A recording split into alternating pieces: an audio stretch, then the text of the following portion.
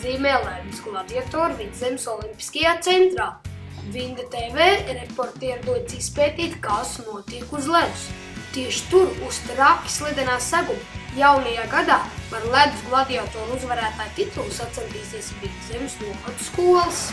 Daži vārdi ir sakāmi sacensību organizatoriem. Ledus gladiatori, gribētu teikt, ja ir ne jau tikai Valmieras pilsētas projekts, bet jau viss Vidzemes skolu projekts, kurā tad iesaistīti, kā jau teicu, viss Vidzemes skolas, un tas vienojušos elements ir ledus halle, slidas, fiziskās aktivitātes, slidošana. Ledus gladiatori notiks jau 3. gadu. Tajā varēs piedalīties 4. līdz 8. klases skolēni. Ledus gladiatori ir tik populārs pasākums, ka par to zina arī nejauši garākājiem. Es esmu Gustavs no Vinda TV un man ir daži jautājumi. Ko jūs domājat par ledus gladiatoriem? Ko es domāju, grūti pateikt. Esmu dzirdējis, ka tas ir aktivitāte bērniem un jauniešiem, saprot skolniekiem un kaut kā tā. Izrādās te Vidzemes olimpiskajā centrā ir slidu pilni plaukti, pat vesela istaba.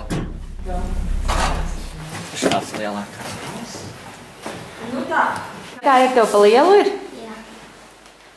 Slidas aujam gatavi kaujai. Sākumā atrast īsto izmēru ir grūti, bet skaidrs, ka būs jāapgūst pat gladiatoru cienīgi triki.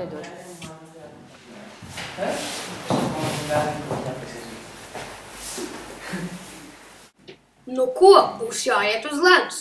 Pārbaudīsim savas prasmes. Līdzi ņemsim drosmi un slidu speciālistu Lauri.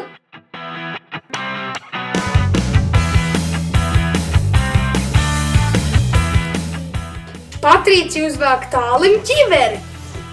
Nu ko, ejam slidot, laižam uz ledus, parādām, ko spējam. Juhū!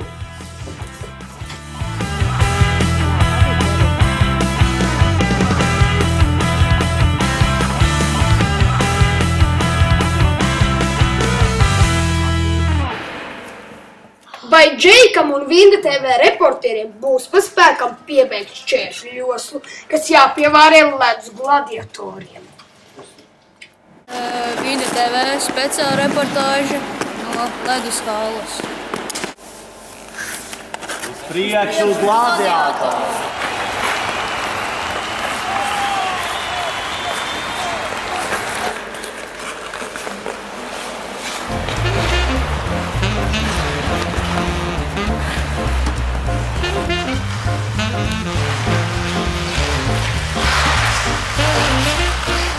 Beigās esam priecīgi nosvīduši un noguruši, bet bremzēt vēl jāmācās. Uz redzi! Džeiks, super, malacis, yes!